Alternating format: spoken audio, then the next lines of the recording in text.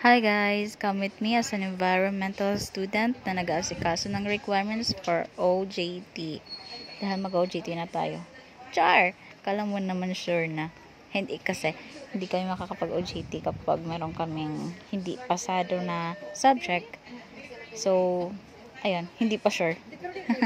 So, dyan is nasa hospital ako dahil nagpapamedical tayo ngayon.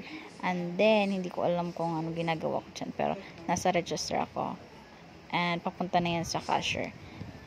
And then, kasama ko pala yung mama ko. Pero aalis siya dyan mamaya. So, ayan, nagbabayad na ako dyan. And, so after ko magbayad is magpapatas na ako ng CBC, which is kukunin nila yung dugo ko. At first nakakatakot, pero hindi naman. Char.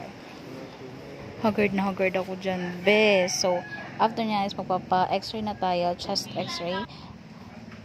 So, naghintay na lang kami. After ng chest x-ray is, nagpapadrug test na ako and urinary cyst test. So, ayan yung mama ko. Naghihintay lang kami dyan na kaihiin ako. Dahil hindi talaga ako maihihi dyan. Hindi ko alam kung anong Tagalog nun, pero hindi ako makaihi dyan. So, hinihintay ko pa yung makaihi ako. So, ayan, after nyan is, umalis na yung mama ko. Ako na lang mag-isa. But then, dumating yung dalawa ko pang kaklase. So, same process lang sila yung ginawa nila kanina. Except dito sa babaeng to. Hindi niya kailangan ng pregnancy test. And then, ito naman yung isa na to. Kala mo ng Disney princess. Hindi ko alam. Ginagawa niya. Ito naman ang mukha niya. Parang tanga. Napaka-OA. So, after nyan is, nag-lunch kami. And then, habang naghihintay ng maihi yung isang kasama ko dahil hindi talaga siya kaiin. So, ayan, ilang tubig na yung naubos niya. After nyan is, uuwi na kami. Hindi uuwi. Pupunta na kami sa university. Dahil may class pa kami ng 3 p.m. daw. So, yan. Dumaan kami sa garage. Anong garage? Parking lot. Garage. Parking lot po. Sorry.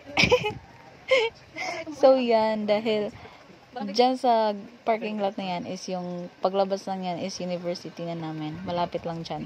So, ayan. Chika-chika muna. And then, after nyan is nasa school na kami. But then, wala pang tao. And then, hindi sumipat yung mama namin. Naku talaga. Pinaghintay pa kami hanggang 5. Tapos, di naman pala magklase. Kasi umuwi na siya. Alas 2 pa lang. Ako naman, so nag-video ko, napatunay na present kami lahat, tapos siya lang yung absent. Char. So, after nyan, umuwi na kami, nag-melting muna kami, dahil we deserve this. Katapos ng maraming dugo na kuha sa amin.